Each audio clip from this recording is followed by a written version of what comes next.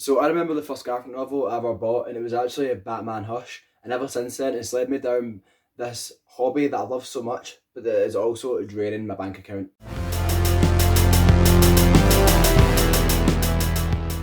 So welcome to my list of 10 must-read superhero comics. But just before we get into it, these aren't like my top 10 comics of all time or my top 10 superhero comics of all time. These are just comics I've read over the years and that I would just highly recommend to you. I'll actually make a few of these videos.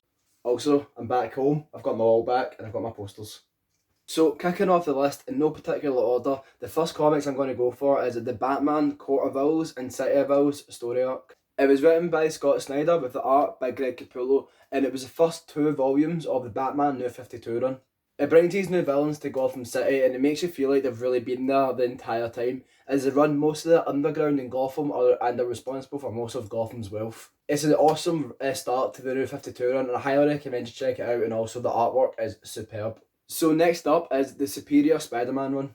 This series has Dr. Octopus taking over Spider-Man's body, and we get a look at a complete darker version of Spider-Man in this awesome new suit as well. And it just shows you like how much Peter Parker's been holding back as well, because we actually see how strong he is, and just some things he does in it is just amazing. It's actually one of my favourite Spider-Man runs to date right now. Next up is Superman Earth 1.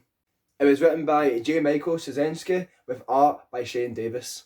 And it's basically a retelling of Superman's origin story, and me personally, I love origin stories, especially Superman. It's just a nice refreshing take on his origin, and it just kind of shows you like kind of what goes through his head and stuff, and kind of what drives him to become Superman. It's an awesome read, and I highly recommend you check it out if you're a like long-term Superman fan or you really want to get into the character. This is actually a really good place to start. Next up is the Ultimate Spider-Man run by Brian Michael Bendis.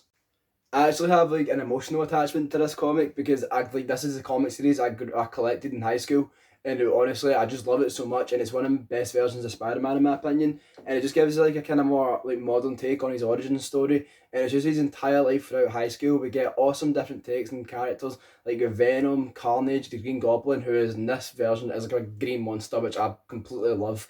And it's just like this more contained universe, which I'm also a huge fan of. And it also paved the way for Miles Morales, who would eventually become a big household name. Next up is the Green Arrow run by Mike Grell. Going through the 70s and 80s, this was a much darker take on Green Arrow. In this comic, there's no superpowers, there's no like secret identities. Everybody knows Oliver Queen's a Green Arrow, and Black Canary's in it, and she doesn't have her screaming powers in it. It's just like a much darker, grittier take on the character, and it was actually the inspiration for the Arrow TV series. It's just like a very brutal take on Green Arrow, and we get these different versions of like villains. Like there's no like over the top super villains. It's people like it's like drug dealers, rapists, and it's just like so dark and gritty, and it just kind of shows you how messed up like the city is with heroes. I personally love it, and it was just like a complete reinvention of the character. It got rid of his cap, and it just gave him a hood, and it was just him and his bow and arrow, no gimmick arrows, and it was just straight to the point, and I loved it.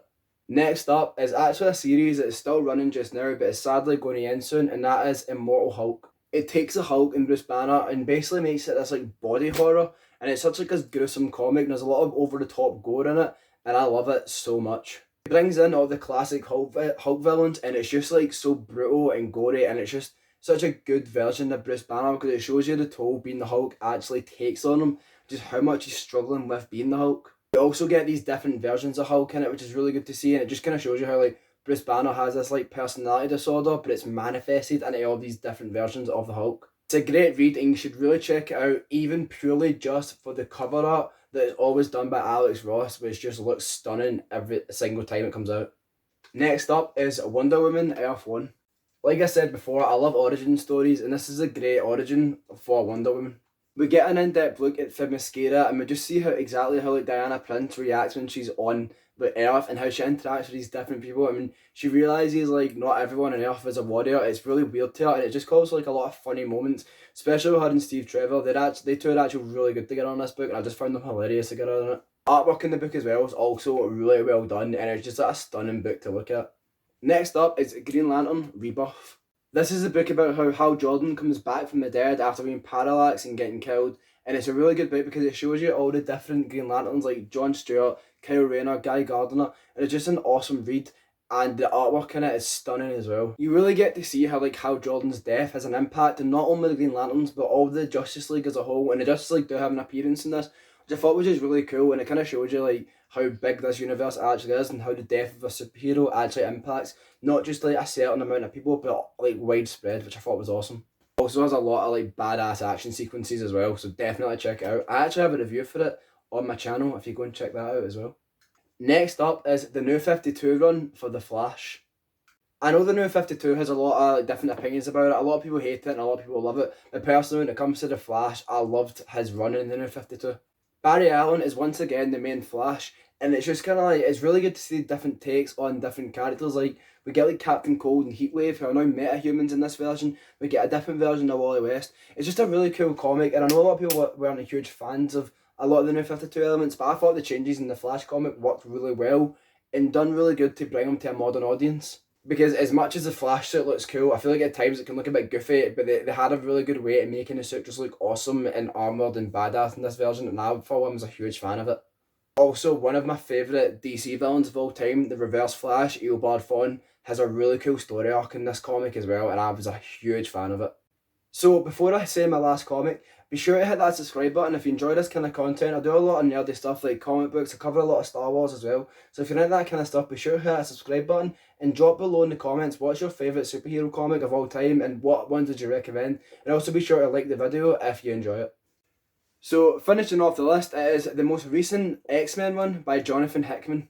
Basically, in this new X-Men run, the X-Men are kind of a bit more separated from the rest of the Marvel Universe, and they're in their own island of Krakoa, and it's just about them dealing with different events and thriving as their own country now. I'm personally a huge fan of it, and I would highly recommend everyone goes and checks it out because it's a really fresh take on the X-Men, and we just get a lot of these great standalone stories where you don't actually have to like read the rest of the Marvel Universe to understand what's going on. It's just very self-contained, which I love, and it shines a light on a lot of like really obscure characters, which I love.